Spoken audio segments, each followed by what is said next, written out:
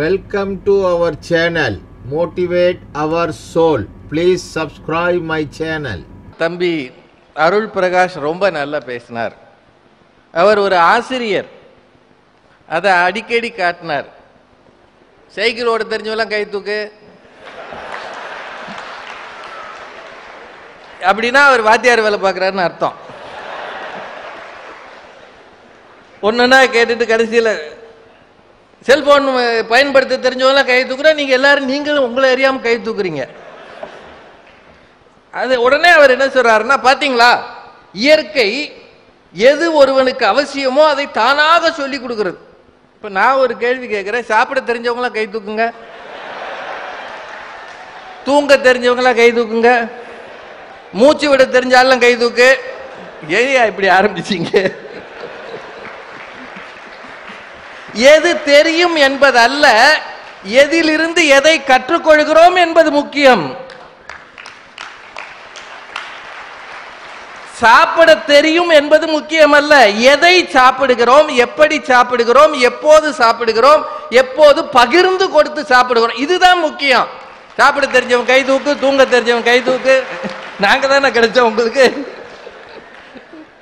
அவர் வந்து சொன்ன கதையெல்லாம் சிங்கம் பார்த்துச்சான், நரி பார்த்துச்சான், காண்டாமிருகம், புலி, ஏதோ ஜூல இருந்து வந்திருப்பாருன்னு நினைக்கிறேன். வண்டலூரா நம்ம ஊரு. ஆனா அவர் அது ஸ்டைல் ஏறக்குறைய வைரமுத்து வந்த மாதிரியே இருந்தது. இளைய வைரமுத்து மாதிரி பேசினார். பார்க்க நல்லா இருக்கு, அதெல்லாம் நல்லா இருக்கு. சொன்ன விஷயம் தான் கொஞ்சம் பயமா இருக்கு. ஒரு சமூகம் எப்படி இருக்கிறது என்பதை பார்ப்பதற்கு கல்லூரிக்கு போங்கள் அப்படின்னு சொன்னார். போய் பார்க்கலாம். இப்போ உங்களெல்லாம் பார்த்த உடனே மாணவர் சமூகம் ஆரோக்கியமாக இருக்கிறது என்று தோன்றுகிறது. ஆனால் எல்லா கல்லூரிகளும் அப்துல் ஹக்கீம் கல்லூரி போல் இருப்பதில்லை. இப்ப நான் உங்களை அடையாளம் வச்சுட்டு எல்லா கல்லூரிகளும் நல்லா இருக்கும்னு நான் நினைச்சேன்னா நான் தவறு செய்கிறேன் என்ற அர்த்தம். உண்மையிலேயே பாண்டிச்சேரியில ஒரு கல்லூரிக்கு என்னை பேச அழைத்தார்கள். நான் கார்ல போயிட்டு இருக்கேன். ஒரு பையன் பைக்கு ஓட்டிட்டு போறான். அவன் பின்னாடி அந்த பைக்ல 3 பொண்ணுங்க உட்கார்ந்து இருந்தது. எனக்கு பார்த்து விட்டு ஒரு தகப்பனாக நான் அதுக்கு மேல உட்கார முடியாது. அதனால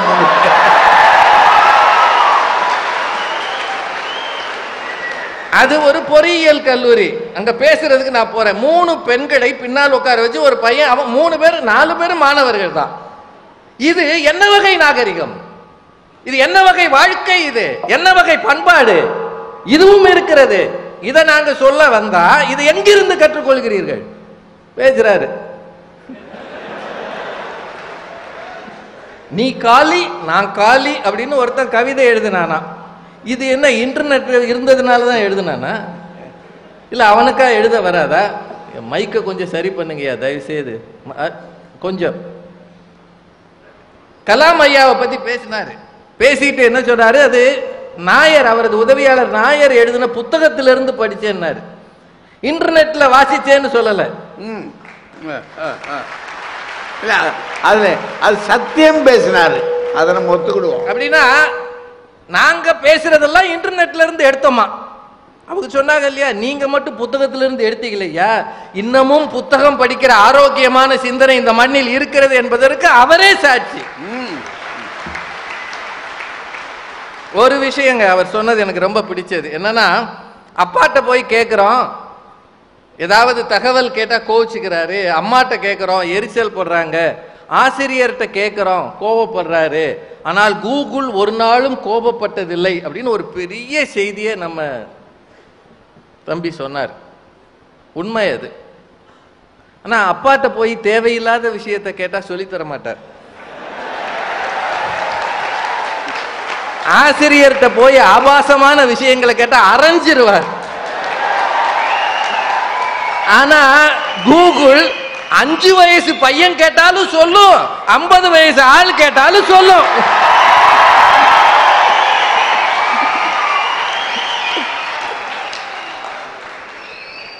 பிறந்த குழந்தைக்கு பால் தர வேண்டும், பிரியாணி தரக்கூடாது என்று பார்ப்பவள் தான் தாய்.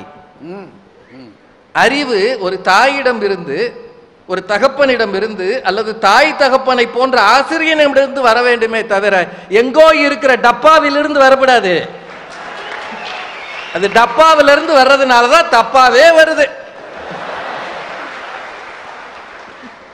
அவரு ரொம்ப ஞானி. சென்னையில் வெள்ளம் வந்ததால் மழை பிழையா? மழை பிழை இல்லை. எப்ப திறக்கணுமோ அப்ப திறந்திருந்தோம்னா பிரச்சனை வந்திருக்காது. மழை எல்லாம் பிழை. அது மாதிரி தான் இணையதளங்களையோ வலைத்தளங்களையோ எப்ப பயன்படுத்தணும், எதற்கு பயன்படுத்தணும், எந்த அளவு பயன்படுத்தணும். சார் பட்டிமன்றம் அப்படின்னு நீங்க போடுங்க. அவர் என்ன யூடியூப்ல படிச்சு அந்த நடுவில் ஒரு தம்பி இருக்காரு நிதின், அவர் எங்களையெல்லாம் மன்னிச்சுட்டாராம். அவர்கள் அறியாமல் பேசுகிறார்கள், 3 பேரை மன்னிச்சுட்டே. அப்பா நீதாயா வேணும் எனக்கு. நானும் ரொம்ப நாளா யார்கிட்டயாவது மன்னிப்பு வாங்கலாம்னு இருந்தேன். இன்னைக்குதான் நிதின் கிடைச்சிருக்கிறாரு. யூடியூப்ல போய் பட்டிமன்றம்னு போடுங்க. ஐயா பேரு நிறைய பேச்சாளர்கள் பேர்லாம் வரும். அது மட்டுமா வருது? மட்டுமா வருது? அதுக்கு பேரு ஹோம் பேஜ்னு பேரு. நான் சொல்றது டெக்னிக்கலா ஹோம் பேஜ். அந்த ஹோம் பேஜ்ல பட்டிமன்றம்னு வருது. அடுத்து ஒரு கட்டம் இருக்கு. அத தெரியாம நீங்க தட்டிட்டீங்கன்னா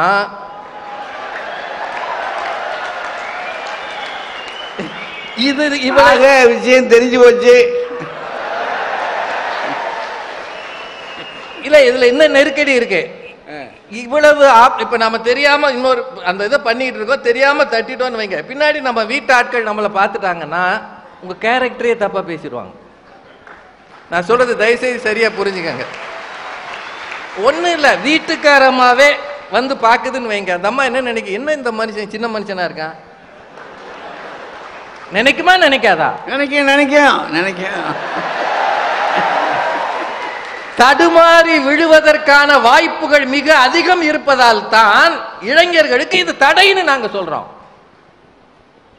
என்னவோ ஒவ்வொருத்தரும் உண்மையிலே நீங்க உணர்ந்துக்கங்க, என்ன நடக்கிறதுன்னு பாருங்க. அந்த தம்பி ரொம்ப வேகமா பேசினார். யூனூஸ் என்கிற தம்பி, அவரது பெயரை அந்த வீட்டில் வச்சாங்க, அவங்க ஹிந்து குடும்பம். அதற்கு காரணம் ஃபேஸ்புக், இன்டர்நெட், வாட்ஸ்அப் அப்படின்னாரு. இந்த ஃபேஸ்புக் வாட்ஸ்அப் எல்லாம் வராத காலத்துல யாரும் யாருக்கும் உதவி செய்தது இல்லையா? செஞ்சாங்க. அப்படின்னா அந்த இன்டர்நெட் அல்லது வாட்ஸ்அப் யூனுஸையும் அந்த குடும்பத்தையும் இணைத்தது. ஆனால் அதற்கு முன்னமே உதவ வேண்டும் என்ற எண்ணம் யூனுஸுக்குள் இருந்தது. அது அடிப்படை உணர்வு. அது அடிப்படை உணர்வு. அது காலம் காலமாக இருப்பது. அடுத்தவனுக்கு உதவணும் அப்படின்றது காலம் காலமாக இருப்பது. அந்த உதவிக்கு ஒரு வாய்ப்பு தந்தது. அப்போ ஒரு வளர்ந்த வளர்ப்பு சரி, அதைத்தான் நீங்க பார்க்கணுமே தவிர வாட்ஸ்அப்ல அது மட்டுமா வந்துச்சு. சென்னையில 2வது நாள் இந்த நிகழ்ச்சி நடந்து, அதாவது ஏரி உடைஞ்சி 2வது நாள் தண்ணியெல்லாம் போய் 2வது நாள் திடீர்னு சாயந்தரம் செம்பரம்பாக்கம் ஏரி உடைஞ்சிருச்சுன்னு ஒரு வாட்ஸ்அப் வதந்தி வந்ததா இல்லையா? அதாவது நைட்டியோட தெருவில் ஓடிடுச்சு.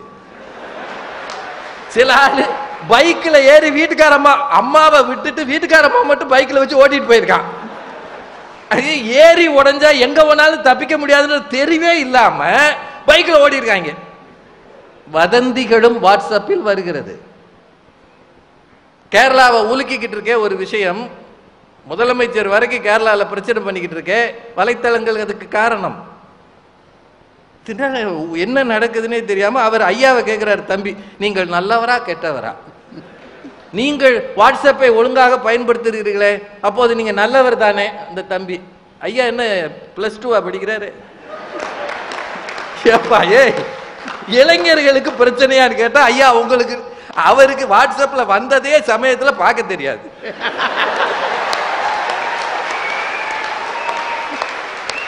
என்கிட்டயோ பாரதி மேடத்திட்டயோ இல்ல அவர் பேரங்கிட்டயோ அது என்னன்னு பாடுறான்னு சொல்லுவாரு. அவர் இதை பார்த்து கெட்டு போவாருன்னு நிதின் சொல்றாரு. அமேசான்ல புக்கு கிடைக்குது இல்ல, உண்மை அதெல்லாம் வருது. ஆனா நிறைய பேர் இன்டர்நெட்ல பணம் கட்டினா செங்கல் வருது. அது எதுக்கு? செங்கல், மண்ணு இதெல்லாம் அனுப்பி விட்டுறாங்க. இன்னொன்னுங்க, ஒரு விஷயம் மட்டும் அவங்க இந்த தம்பி சொன்னதுல ஒரு நல்ல பாயிண்ட் சொன்னாரு. இப்ப நான் வேலைக்கு போறேன், பேங்க்ல வேலை இன்னும் பார்க்குறேன். நான் 30 வருஷம் சர்வீஸ் பண்ணி வாங்கின சம்பளம் இருக்கு இல்லையா, அதை என் பையன் முதல் மாசத்திலே வாங்கிட்டான். அது ஐடி ஃபீல்டுனால. அவர் சொன்னார்ல லட்ச லட்சமா சம்பாதிக்கிறோம்னு. ஆனா அவர் இன்னொன்னு சொன்னார், எங்க அப்பா இப்பதான் ஒரு கார் வாங்கினாரு, ஆனா எங்க அண்ணன் சீக்கிரமே வாங்கிறான். ஒரு தலைமுறை எப்படி இருந்ததுன்னா, கொஞ்சம் கொஞ்சமாக சிறுக சிறுக சேர்த்ததை வைத்து வாழ வேண்டும் என்ற ஒரு தலைமுறை இருந்தது. ஆனால் ஐடி மாதிரி வந்த பிறகு வந்தவுடனேயே எதிர்காலத்தை நினைத்து கடன் வாங்கி ஆடம்பரமாக வாழ வேண்டும் என்று ஆகி இருக்கிறது. ஐடியில நம்ம தம்பி இருக்கிறாரு, அவர் தலையில எவ்வளவு கடன் இருக்குன்னு அவருக்கே தெரியுமா? ஏன்னா அத்தனை கார்டு வச்சிருக்கிறாரு. ஐடியில வேலை பார்க்குறீங்கன்னா கார் லோன் கொடுக்குறான், வீட்டு லோன் கொடுக்குறான், கல்யாணத்துக்கு லோன் கொடுக்குறான், கொடுத்ததை வாங்கிடுறான். எனக்கு 50 வயதில் வராத வியாதிகள் இன்றைய ஒரு இளைஞனுக்கு 28 வயதில் வருகிறது. ஏன்? அவன் தூங்குறது இல்ல, ராத்திரி பூரா முழிச்சிருக்கான், ஆந்தையோட அலையிறான். பேசுறீங்க ஐடி ரொம்ப உண்மைங்க. ஒரு சில விஷயங்கள் இன்றைய இளைஞர்களுக்கு கவனச்சிதறல் அதிகம். இந்த கவனச்சிதறலுக்கு எது காரணம் என்றால் அவன் கையில் இருக்கக்கூடிய மொபைல் போன், வலைத்தளங்கள். இது இல்லைன்னு சொல்ல முடியாது. ஒருவேளை அது முழுக்க மகிழ்ச்சி தருகிற வளர்ச்சிக்கு உதவுகிற விஷயமாக இருந்தால் பல கல்லூரிகளும் பள்ளிகளும் மொபைல் போன் இன்டர்நெட் யூசேஜுக்கு பள்ளியில தடை விதிக்கிறார்களே ஏன்? அண்ணா யூனிவர்சிட்டியிலே மொபைல் போன் கொண்டு வரக்கூடாதுன்னு ஒரு முறை போட்டாங்க சட்டம். மொபைல் போன்ல கொண்டு வராதீங்கன்னு சட்டம் போடுறாங்க சில கல்லூரிகளை. ஏன்? என்ன படம் எடுக்கிறோம்னே தெரியலையா? அந்தரங்கமாக இருக்க வேண்டிய அத்தனையும் இன்டர்நெட்ல ஏத்தி விடுவது இருக்கா இல்லையா? குடும்பங்கள் பல சிதைந்து போகிறது உண்மையா இல்லையா? எதை எடுத்தாலும் சார், சமூக பிரச்சனைகள் பெருகி வரும்போது அரசாங்கமே வாட்ஸ்அப்பை தடை செய்கிறது சில பகுதிகளில். அதையும் பார்த்துக்கங்க. ஒன்னே ஒன்று மட்டும் சொல்லி நிறைவு செய்கிறேன். அந்த தம்பி ஒன்று சொன்னார், பட்டிமன்றம் பேசுறதுக்கு பாயிண்ட் எல்லாம் நாங்கள் இன்டர்நெட்ல தான் எடுத்தோம்னு. நித்தின், ஆமா, இதுக்கு முன்னாடி பட்டிமன்றம் நடந்ததே இல்லை. இல்ல இல்ல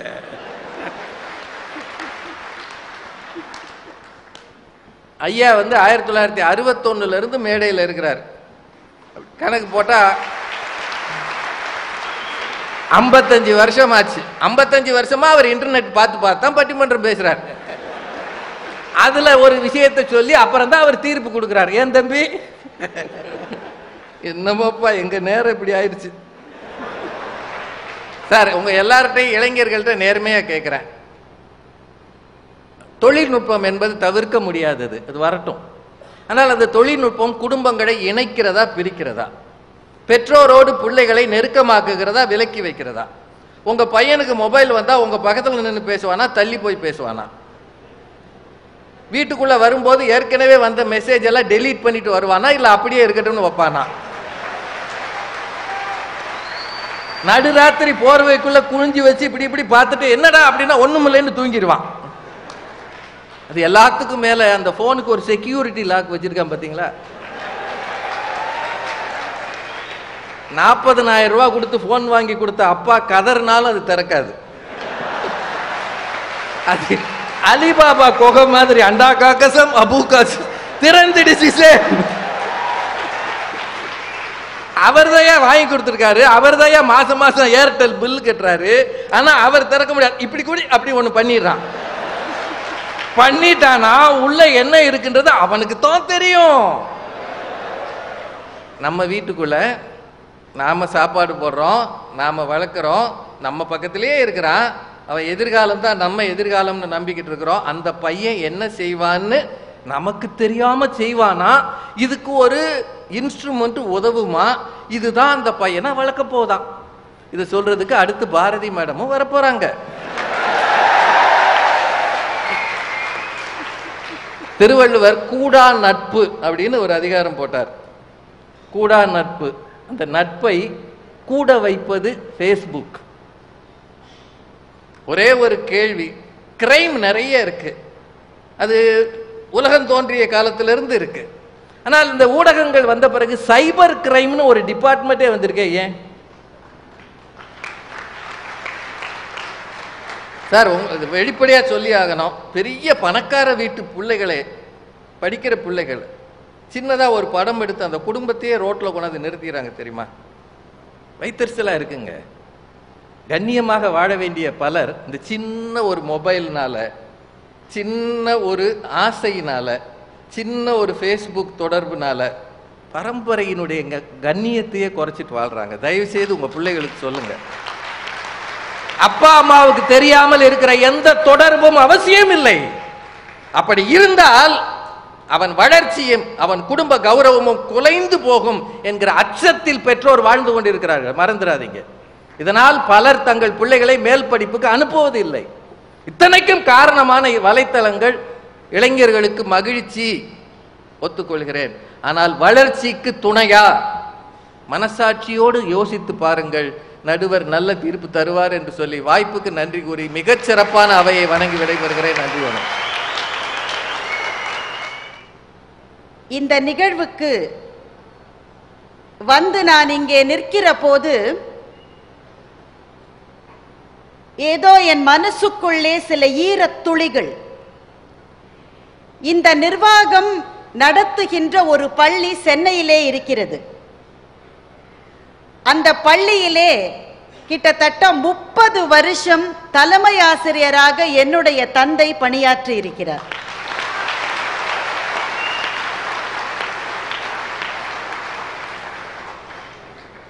அவர் இறந்து 1 வருடம் கழிந்த பிறகு அவர் வாழ்ந்த அந்த பள்ளியை போய் பார்க்க வேண்டும் என்று நான் நினைத்தேன். ஏனென்றால் அவர் இறந்திருக்கலாம், ஆனால் அவருடைய ஆன்மாவும் மனசும் அந்த பள்ளியிலே தான் இருக்கும். எனக்கு தெரியும். அது அந்த பள்ளியை விட்டு அவரை பிரிக்க முடியாது. அவர் எங்கேயோ அங்கே இருப்பார் என்று பார்ப்பதற்காக நானும் என் சகோதரிகளும் அவருடைய நினைவு நாளில் அந்த பள்ளிக்கு போயிருந்தோம். அப்போது இந்த அறக்கட்டளையினுடைய தலைவரை பார்த்தேன். அடுத்த ஆண்டு எங்களுடைய கல்லூரிக்கு பொன்விழா ஆண்டு, நீங்கள் ஐயாவை அழைத்து கொண்டு வர வேண்டும் என்று அவர் கேட்டார். அதனால்தான் இந்த பட்டிமன்றம் இங்கே வந்திருக்கின்றது.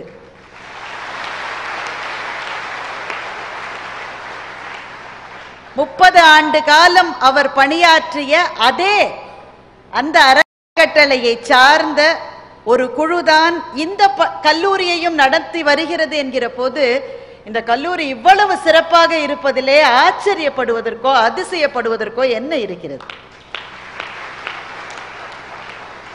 மிகச் சிறப்பான இந்த தருணத்திலே என்னுடைய அப்பாவையும் நினைத்து கொண்டு இந்த அழகான தலைப்பை தந்ததற்காக இந்த பள்ளியினுடைய தமிழ்துறையை சார்ந்த ஆசிரியர்களுக்கும் என்னுடைய தனிப்பட்ட நன்றியை இந்த நேரத்திலே நான் தெரிவித்துக் கொள்கின்றேன். எனக்கு முன்னாலே திரு ராஜா அவர்கள் வழக்கம் போல ரொம்ப பிரமாதமாக பேசினார். அவர் ஒவ்வொரு முறை பேசி முடித்த உடனேயும் இதற்கு என்ன பதில் சொல்லுவது என்று எல்லாரும் குழம்பி போவதைப் போலவே நானும் இப்போது குழம்பி போயிருக்கிறேன். அதுதான் அவருடைய திறமை. உண்மை பேசுவது மாதிரியே கடைசி வரை பேச அவரால் தான் முடியும். அப்ப இன்ன வர பொய்யா சொன்னாரு. ஆமாயா, ஆமா. கூடா நட்பு என்று வள்ளுவன் சொல்லி இருக்கிறானே, அது அந்த இணையதளத்திலிருந்து அவனுக்கு வருகிற நட்பு தான் என்று ராஜா அவர்கள் சொன்னார்கள். இதைத்தான் கேட்ட உண்மை மாதிரியே இருக்கும், ஆனா உண்மை இல்லை. அதே வள்ளுவன் சொன்னான், அருவினை என்ப உளவோ கருவியால் காலம் அளந்து செய்யின் என்று அதே வள்ளுவன் சொன்னான். எந்தெந்த காலத்தில் எந்தெந்த கருவி இருக்கிறதோ அந்த கருவியின் உதவியோடு தான் நீங்கள் வெற்றி பெற முடியும் என்று வள்ளுவன் சொன்னதை வசதியாக ராஜா அவர்கள் மறந்து விட்டார்கள். உங்களுக்கு மாத்திரம்தான் திருக்குறள் தெரியுமா? எங்களுக்கு தெரியாத?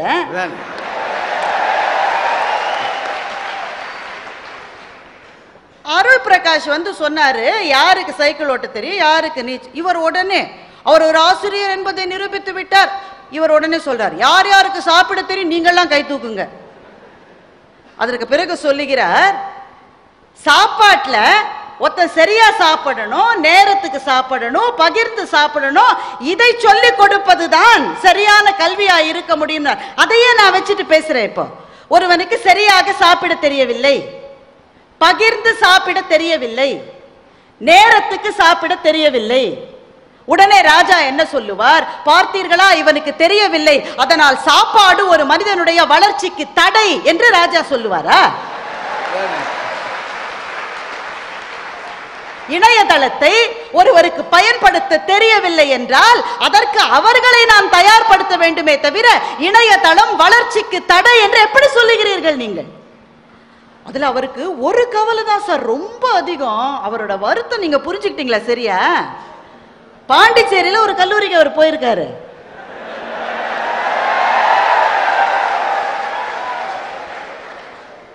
என்னவோ லேபுக்கு டைம் ஆயிருக்கலாம், பைவா ஓசிக்கு டைம் ஆயிருக்கலாம், கிளாஸுக்கு டைம் ஆயிருக்கலாம். ஒரு தம்பி 3 தங்கைகளுக்கு பைக்ல இடம் கொடுத்து அழிச்சிட்டு போறாரு.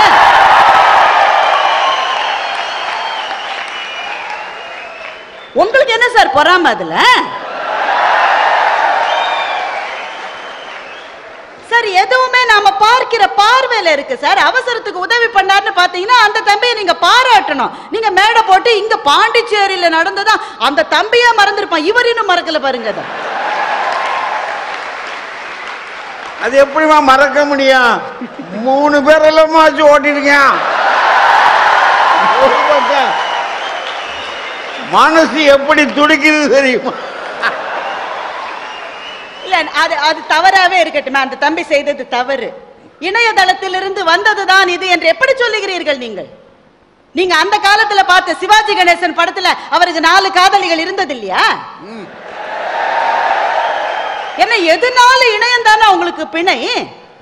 அவர் சொல்றாரு கூகுள் என்பது தகவல்களை தருகிறது என்பது நமக்கு வசதி இல்லையா? உண்மையிலே நாம் எது ராஜா சார் சொல்றாரு, ஒரு பையன் தப்பான ஒன்ன கேட்டாக்க அப்பா வந்து தரமாட்டாரு, ஆசிரியர் அடிப்பாரு, ஆனால் கூகுள் அதை தரும் என்று ராஜா சொல்லுகிறார். பட்டிமன்றத்தினுடைய யூடியூபை நீங்க போட்டு பார்த்தா வேற என்னவோ வருது ராஜா சாரினுடைய போன்ல.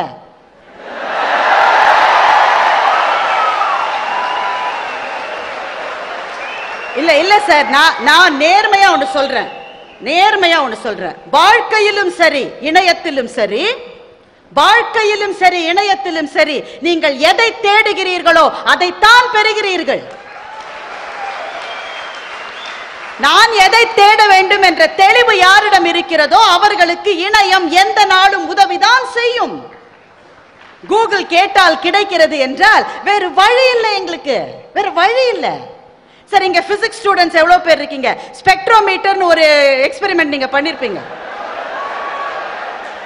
எந்த காலத்திலேயாவது உங்களுக்கு 7 கலர் வந்திருக்காதுல்ல? எந்த காலத்திலேயாவது?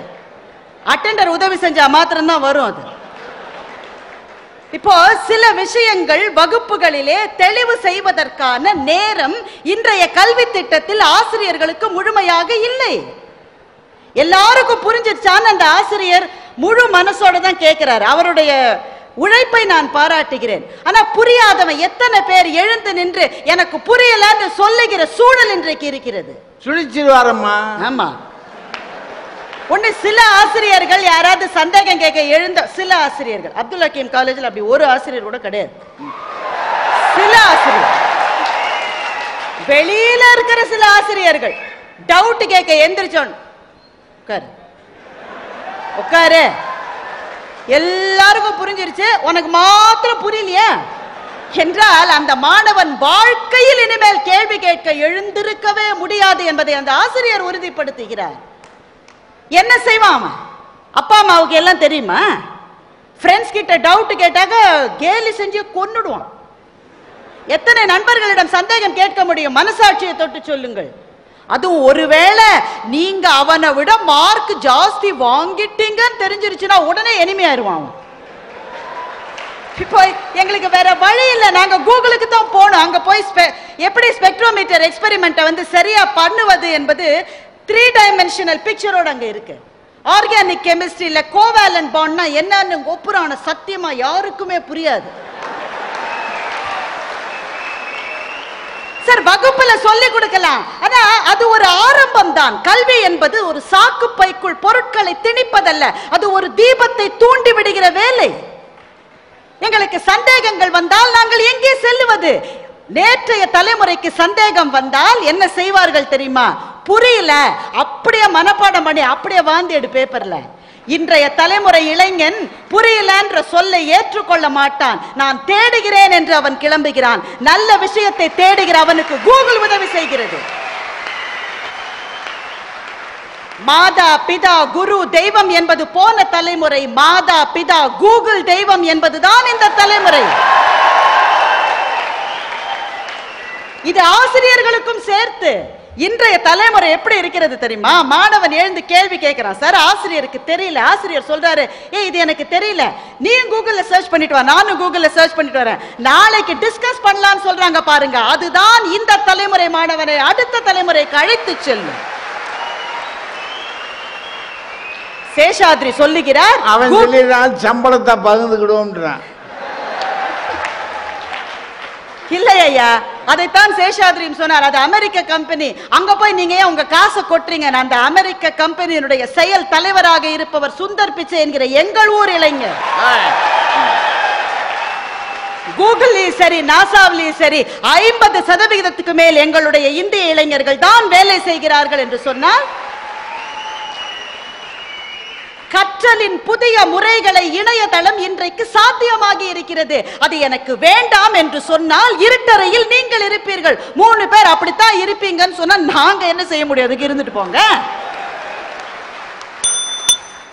அல்ல, சேஷாத்ரி பேசுகிற போது நான் கடகடன்னு சொல்லிடுறேன், ஐயா நேரம் ரொம்ப இல்லை.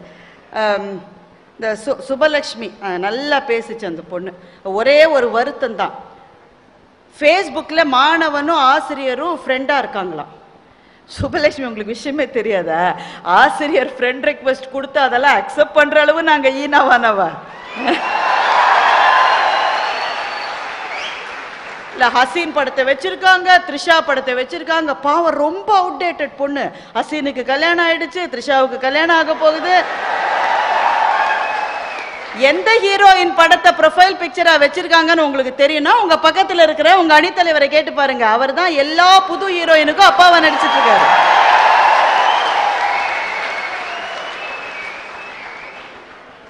புத்தகம் படிப்பதை பற்றி ராஜா சார் சொன்னார். என்னதான் இருந்தாலும் ஒரு புத்தகத்தை பிரித்து படிக்கிற மாதிரி வருமானு. அதுவே மாறி வருகிற ஒரு கருத்தாக்கம். இன்றைக்கு புத்தகங்களை படிப்பது கூட இ புக்ல உங்களால படிக்க முடியும்.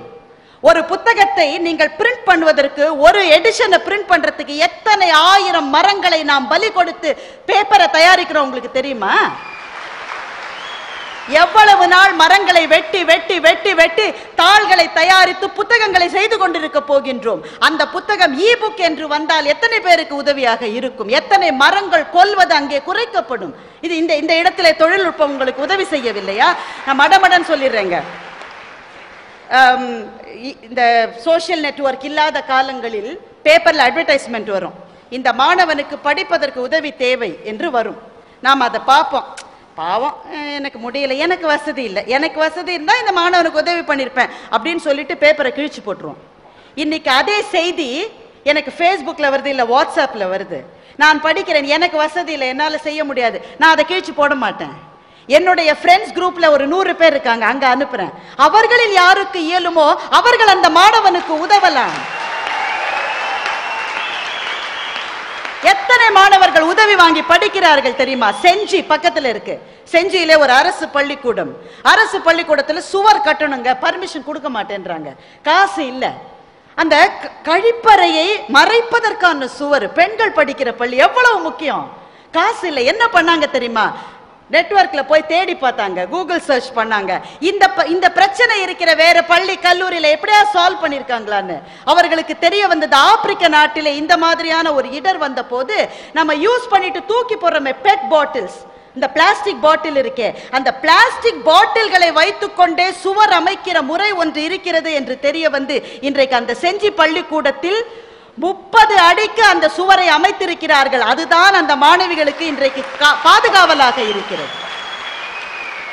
அடிப்படையிலே இணையதளம் என்பது நாம் அடுத்த கட்டத்துக்கு போவதற்காக உதவுகிறது. ஒன்று. இரண்டாவது, இன்றைய உலகில் வெற்றி என்பது தொடர்பு கொள்ளுதலில் இருக்கிறது. Collaborate and communicate. இது ரெண்டு தான் இந்த உலகத்தின் வெற்றிக்கு தேவை. அப்துல் ஹக்கீம் பள்ளியிலே கல்லூரியிலே படிக்கிற ஒரு மாணவன் ஃபைனல் இயர்ல இருந்துட்டு இருக்கான். ஒரு நல்ல ப்ராஜெக்ட் பண்ணிருக்கான். அந்த ப்ராஜெக்டை பற்றி வேற ஒன்றும் வேண்டாம், இணையதளத்தில் அவன் பதிவு செய்தால் சிங்கப்பூரிலிருந்து அவனுக்கு ஜாப் இன்டர்வியூக்கு கால் வருகிறது. அவன் சொல்லுகிறான், சிங்கப்பூருக்கு போற அளவு எனக்கு காசு இல்லைங்க, வசதி இல்லைங்க என்று சொன்னால், நீ வரணும்னு யாருப்பா சொன்னா? ஸ்கைப்ல இன்டர்வியூ வச்சிருக்கலாம். ஸ்கைப்ல இன்டர்வியூ நடக்கிறது, அவன் தேர்வு செய்யப்படுகிறான் என்று சொன்னால் இவங்க 3 பேர் சொல்லுவாங்க, அதெல்லாம் செய்யக்கூடாது. அவனுடைய பயோடேட்டாவை ப்ரிப்பேர் பண்ணி புறா கால்ல கட்டி சிங்கப்பூருக்கு அனுப்புங்க. காலம் வளர்ந்து வருகிறது. இணையதளம் இன்றைக்கு ஒண்ணு சொல்லி நான் முடிச்சுக்கிறேன். இந்தியாவின் ஏன் உலகத்தினுடைய மிக பிரம்மாண்டமான கணித மூளை என்று யாரை சொல்லுவீர்கள்? ராமானுஜனை சொல்லுவீர்கள். ராமானுஜன் மிக குறைந்த ஆண்டுகள் வாழ்ந்தார். அவர் வாழ்ந்த காலத்தில் அவர் கண்டுபிடித்த தியரங்களை அவருடைய மறைவுக்கு பிறகு ஆராய்ச்சி செய்து பார்த்தார்கள். கிட்டத்தட்ட 7 வருஷங்களை ராமானுஜன் தன்னுடைய வாழ்க்கையில் வீணடித்திருக்கிறார். ஏன் தெரியுமா? ஏற்கனவே கண்டுபிடிக்கப்பட்ட தேற்றங்களை திரும்பவும் அவர் கண்டுபிடித்துக் கொண்டிருக்கிறார். இதை யாரோ ஒருவர் கண்டுபிடித்து விட்டார் என்ற தகவலே அவருக்கு வரவில்லை. ஆனால் இன்றைக்கு பிசிக்ஸ் படிக்கிறவங்க, பயோடெக்னாலஜி படிக்கிறவங்க, காமர்ஸ் படிக்கிறவங்க, பிசினஸ் அட்மினிஸ்ட்ரேஷன் படிக்கிறவங்க, இந்த நிமிஷத்தில் உலகத்தில் அந்த துறை எப்படி வளர்ந்து கொண்டிருக்கிறது என்பதை உங்கள் விரல் நுனியில் உங்களால் பார்க்க முடியும் என்று சொன்னால், இன்னொரு முறை ராமானுஜன் போல தன்னுடைய விலை மதிப்பில்லாத நேரங்களை இனி எந்த இந்திய பிரம்மாண்டமான விஞ்ஞானியும் இழந்துவிட மாட்டான் என்பதை இணையதளம் உறுதிப்படுத்துகிறது என்றால், பெருமக்களை, எதோடு வேண்டுமானாலும் சண்டை போடலாம், தொழில்நுட்பத்தோடு சண்டை போடவே முடியாது. அதில் குப்பை இருக்கிறது, ஆபாசம் இருக்கிறது என்று சொன்னால், அது அதிலே நதிப்பிரவாகமாக ஓடுகிற கங்கையிலே குப்பைகள் அடித்துக் கொண்டு வருகிற போது கங்கை மாசுடைத்தது, இனிமேல் அது எங்களுக்கு தேவையில்லை என்று எந்த இந்தியனும் சொல்ல மாட்டான். அப்படித்தான் பெருகி வருகிற தொழில்நுட்பத்தை மாணவர்கள் கை கொண்டு மென்மேலும் உயர்ந்து இந்த கல்லூரி வரலாற்றில் தங்களுடைய பொன்னேடுகளை பொறிக்க வேண்டும் என்று வேண்டி விரும்பி கேட்டுக்கொண்டு விடைபெறுகிறேன். நன்றி, வணக்கம்.